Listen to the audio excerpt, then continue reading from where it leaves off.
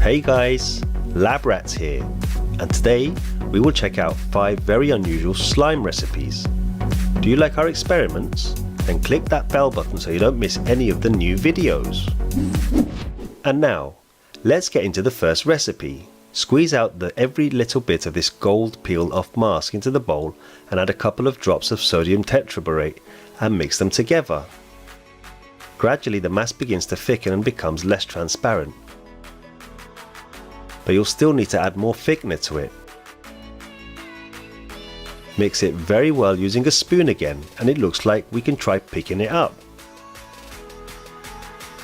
The slime made from the peel off mask still sticks a little to my hands, but it stretches perfectly into a transparent film and has a very beautiful golden colour.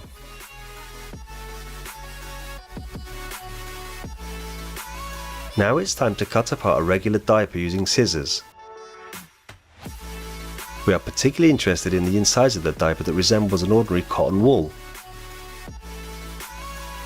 Let's take it out of the diaper and put it into a separate bowl.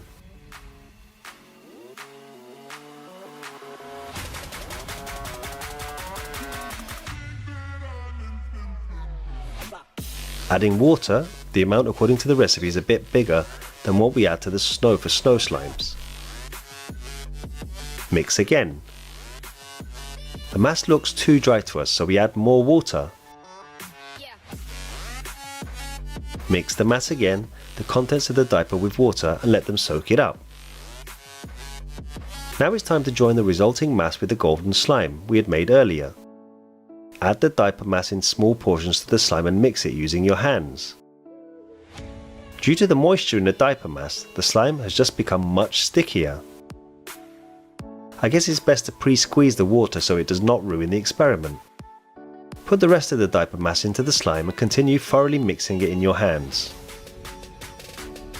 Because of all the extra moisture, the slime got quite sticky regardless of us squeezing the water out of the mass. Perhaps it was already too late. Therefore, I will add a couple more drops of tetraborate to it, and again mix the mass very well with your hands. And we start noticing that its structure changes when we try to stretch it.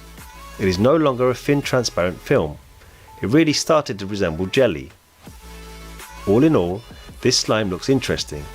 It has a cool click to it.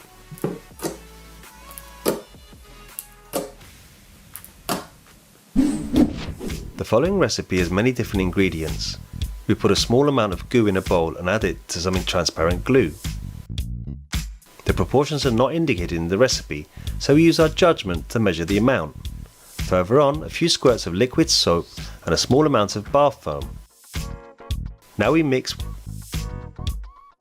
all the ingredients very well and get something jelly-like. Because of the goo and glue, it is not too runny but still can drip from the spoon. It's time to add some rice flour to the mix. Put in a size a little less than half a tablespoon. Mix the flour into our mass. Next, according to the recipe, add a little bit of Play-Doh. Put this mass in a bowl in small pieces to make it easier to mix. Let's start with a small amount of Play-Doh to see what we end up with and how close to a slime it will be. Stirring with a spoon has just become much harder, so I start using my hands. And the conclusion becomes clear. The goo has thickened transparent glue so much that our slime has turned into rubber. On top of everything, we have added flour to it, which did not help the situation. We will not give up just yet, and we will add more glue to the bowl. Mix the glue into the mass again. Use your hands as well. The slime has become a little softer, but still gets torn into pieces instead of stretching nicely. Let's add more Play-Doh to it. Perhaps it will improve the situation. And indeed, now the mass stretches out way nicer, but it still remains thicker than the desired consistency. So let's add it to a pea-sized piece of toothpaste to the mix to soften it. As a result, the slime immediately became very sticky, but it is not so uncommon. We just continue to mix it very well and end up with this beautiful slime that stretches out perfectly, and even to the state of a film.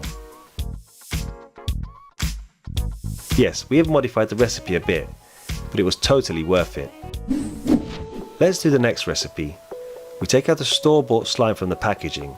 As you can see, it is lemon coloured with beads inside, and it behaves like a regular store slime. It difficultly stretches and sometimes tears into pieces. Let's add a small amount of citric acid crystals to this slime and mix in your hands as it's more convenient. When mixed, it feels like the places where the slime touches the citric acid become a bit slimy. And check this out, our store-bought slime seems to be a bit stretchier, but it is not how we want it. So we add a little bit more of the citric acid and again mix it well in the hands. Let's try to stretch it. Now we can say with confidence that the slime has become much softer. Now it stretches perfectly. Look what a beautiful transparent film from a slime we have now gotten. The recipe is working, but if you want to use it, make sure you add crystals of citric acid a little at a time, not to overdo it. We continue on to a very interesting recipe in which we all have to do some weird manipulations with the slime, placing it into a microwave and a freezer. Let's start checking it. Pour out the contents of one bag of light Play-Doh in a bowl, and now according to the recipe, put it in the microwave for 30 seconds. After half a minute in the microwave, light Play-Doh became liquid. Add a small amount of water and a dish soap to it. Now after mixing it well, the Play-Doh has gradually cooled down and becomes a solid mass again. It's time to put it into a freezer of 10 minutes. The required time has passed, so we take a cold slime from the freezer and look at what happened to it.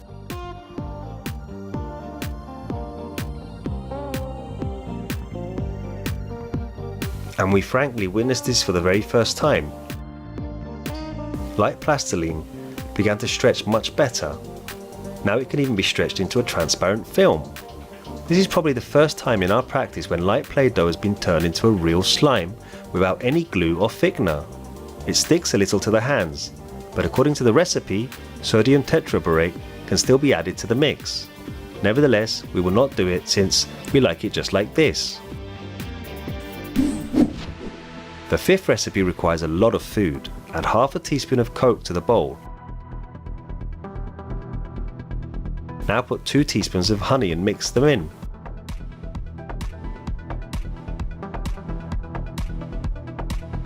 Pour in some transparent glue and add a little potato starch.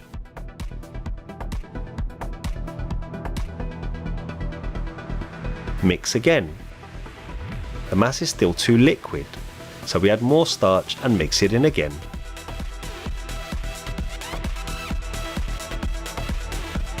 It does not feel like it is getting any thicker, so we continue adding more potato starch into the mass by little portions and mixing it well. Finally, the mass becomes thick enough to pick it up. Once we take it into our hands, it is obvious that it is a total failure. It does not stretch at all and slides down our fingers like porridge with lumps. I think adding more starch to the mix will not help. It is quite clear that this recipe is a disaster. All the recipes except one today have turned out great. This is a fantastic outcome. Can't wait to meet you again very soon. Bye bye.